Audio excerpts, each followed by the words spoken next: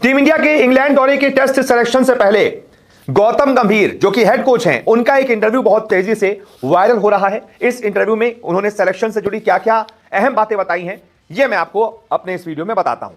दरअसल गौतम गंभीर जो अभी तो पूरी तरह से फ्री हैं, सिलेक्शन टीम इंडिया का कभी भी हो सकता है, आज या कल में कभी भी टीम का अनाउंसमेंट हो सकता है। रोहित विराट है नहीं, उन्होंने संन्यास ले लिया है, जाहिर सी बात है। सेलेक्टर्स बैठकर, गौतम गंभीर बैठकर नए कप्तान का चुनाव करेंगे, नए खिलाड़ियों को लेंगे। रोहित शर्मा की जगह कौन होगा, विराट कोहली की जगह कौन लेगा, यह बहुत बड़ा सवाल होगा। इसको लेकर बहुत माथापच्ची होने जा रही है। तो हर किसी को यही इसी बात का इंतजार रहता है कि यार गौतम गंभीर मिले तो उनसे सवाल पूछा जाए। तो वो न्यूज़ 18 के एक शो में गए हुए थे, उनका इंटरव्यू था, तो उनसे इसको लेकर सवाल पूछा गया। हालांकि सिलेक्शन को लेकर, रोहित विराट को लेकर क्या क्या बोले हैं वो मैं आपको, कुछ बड़ी बातें इस इंटरव्यू की मैं आपको बताता हूं। सबसे पहले तो रोहित और विराट के सिलेक्शन पर पूछा गया, उनके संन्यास पर पूछा गया कि वो सिलेक्ट इस बार वो तो अपने आप को सिलेक्शन से उन्होंने हटा लिया क्योंकि संन्यास ही ले लिया है। तो आप क्या कहना चाहेंगे उनके संन्यास पर? क्या जल्दी है, क्या लेट है, कौन इनकी जगह पर आएगा? तो रोहित विराट के संन्यास पर गौतम गंभीर ने कहा, जब आप खेलना शुरू करते हैं और छोड़ते हैं, यह बिल्कुल ही व्यक्तिगत फैसला होता है। किसी के पास अधिकार नहीं है, चाहे वो कोच हो, सेलेक्टर हो या इस देश का कोई भी व्यक्ति, किसी के पास अधिकार नहीं है कि आपको बताए कि कब रिटायरमेंट लेना है, कब नहीं। ये उन्हीं का फैसला होता है। हाँ, हमारे लिए मुश्किल होगा, लेकिन फिर भी ऐसे लोग होंगे जो निश्चित रूप से अपना हाथ आगे बढ़ाएंगे। किसी के नहीं होने से और किसी प्लेयर को देश के लिए कुछ विशेष करने का मौका मिलता है।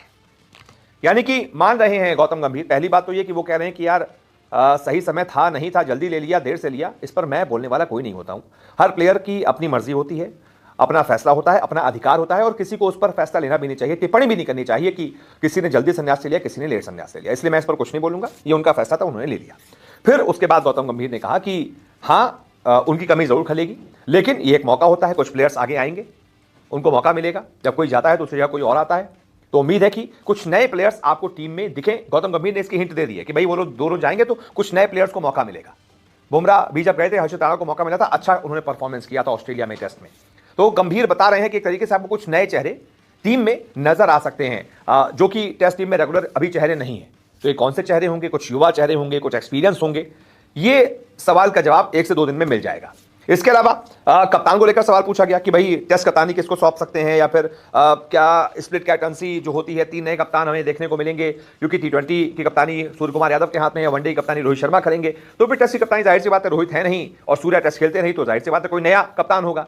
तो ये 3 अलग अलग कप्तान अलग अलग फॉर्मेट में होंगे, तो क्या उससे दिक्कत नहीं होगी?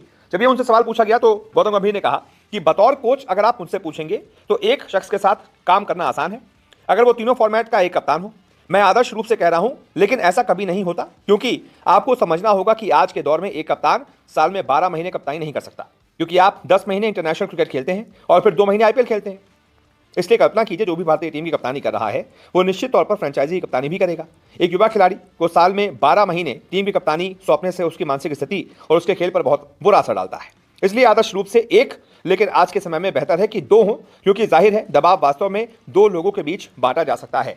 यानी गौतम गंभीर कह रहे हैं कि मैक्सिमम 2 कप्तान होने चाहिए। व्हाइट बॉल का अलग, रेड बॉल का अलग, यानी कि टेस्ट का अलग कर दो, लेकिन व्हाइट बॉल में T20 और वनडे इसका एक ही कप्तान होना चाहिए। ये गौतम गंभीर मानते हैं, लेकिन अब ये तो हो नहीं सकता। या तो सूर्या को आप वनडे का भी कप्तान बना दीजिए तो आपको व्हाइट बॉल का एक कप्तान हो जाएगा, या तो कोई एक ऐसा कप्तान बनाइए जो T20 और वनडे दोनों ही कप्तानी कर ले, क्योंकि रोहित कप्तानी करते नहीं है, खेल ही नहीं T20, संन्यास ले लिया है। तो क्या हार्दिक पांड्या, KL राहुल, ऐसा कोई प्लेयर आने वाले वक्त में वनडे और T20 का भी कप्तान बनेगा? क्योंकि गौतम गंभीर चाहते हैं कि एक ही कप्तान हो, मैक्सिमम 2 कप्तान होने चाहिए। टेस्ट का अलग कर दो, T20 और वनडे का अलग कर दो। तो जाहिर सी बात है कि गौतम गंभीर जो चाहेंगे, कोच हैं, हेड कोच हैं, वही होगा। आने वाले वक्त में हो सकता है कि आपको वनडे और वनडे और T20 की कप्तानी में भी कुछ बड़े बदलाव देखने को मिल जाए। आप बताइए क्या होना चाहिए, कौन कप्तान होना चाहिए? इस वीडियो को देखने के लिए बहुत बहुत शुक्रिया।